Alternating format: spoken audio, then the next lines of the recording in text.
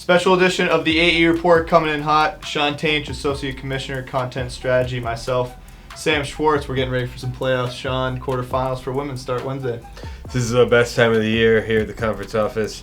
Really excited for the playoffs, which start with the women on Wednesday. Really excited to get it going. We'll take a look at the matchup, some of the key players, things to look for.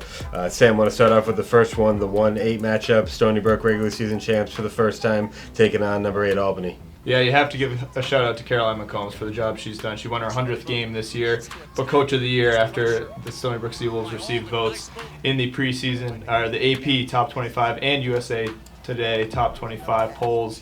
This team had the longest win streak in the country. At one point, they win their first regular season title in program history as well. They'll be the number 1 seed and host, which now, of course, is so vital in these playoffs.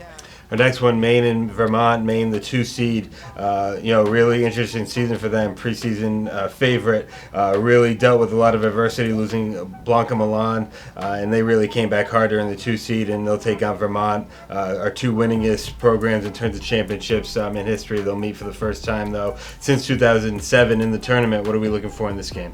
Yeah, crazy. The injuries, I mean, you would think you'd write them off, right? Player of the Year, Defensive Player of the Year. Blanca Milan goes down. One of 2 starters that went down, and they end up having 3 all-conference selections in Dorsar, Maeve Carroll, and Ann Simon, a freshman, Rookie of the Year. So they're balanced, but also a little bit limited in terms of depth, obviously, and Vermont brings the Defensive Player of the Year in Hannah Krimble. So I think that's the matchup I'm really looking at down low, with Krimble going up against Carroll and probably a couple other pieces down there for Maine, trying to obviously limit Krimble offensively as well, because we know she can score. The 3-6 matchup, UMass Lowell and UMBC, one that's been so even over the years. The 6 seed has won 2 of the last 3 meetings.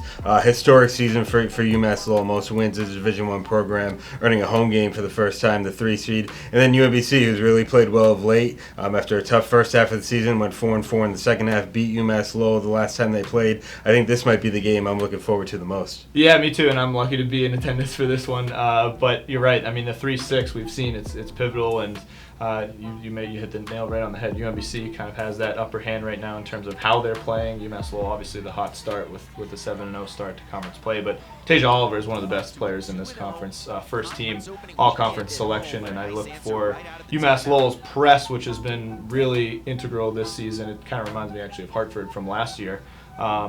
Trying to limit her and what they can do offensively. Juliana Sanchez, a freshman, all rookie and all defensive team selection, so we'll see how they can limit Oliver.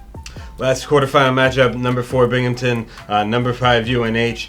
Just played a really close 2-point game on Saturday, last day of the regular season. I think a really even matchup. You got the Player of the Year, Kai Moon. You got first team all-conference player, Ashley Story. This should be a good one too. Yeah, exciting, and I think some people in Binghamton may be a little bit worried because they swept the season series, and obviously it's hard to beat somebody 3 times. Yeah. But you're right, clinch the home court. That'll be pivotal in this one, and Ashley Story has been great. She eclipsed 1,000 career points this season, and is a senior that's been here 5 years now and a torrid scorer. But Player of the Year, Kai Moon, on the other side for Binghamton. She's been the best scorer in this conference all season long. She can score from anywhere, 40 feet, right inside. She can drive, and 20 points per game, ranks in the top 15 nationally. So it'll be interesting because New Hampshire does have a couple defensive pieces. Amanda Torres has been great lately offensively, but also provides that defensive edge as an all-defensive honoree on the all-defensive team. So we'll see how they can limit Moon.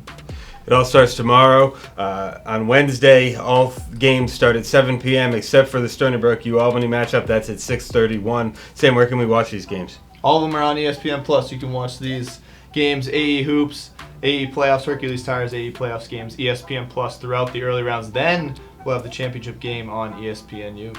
And you can follow along throughout the entire playoffs on all of our social channels at America East, at AE Hoops News. Use the hashtag AE Playoffs. Also on Instagram at America East, we'll have a lot of content, photos, videos, stuff from all sites, both women and men. We're really looking forward to it. We'll see who comes home with this trophy next week, but we will also have an AE Report special edition for the 2020 Hercules Tires men's America East basketball playoffs later this week, as of course those quarters start on Saturday. So we'll see what happens. Tune in for that.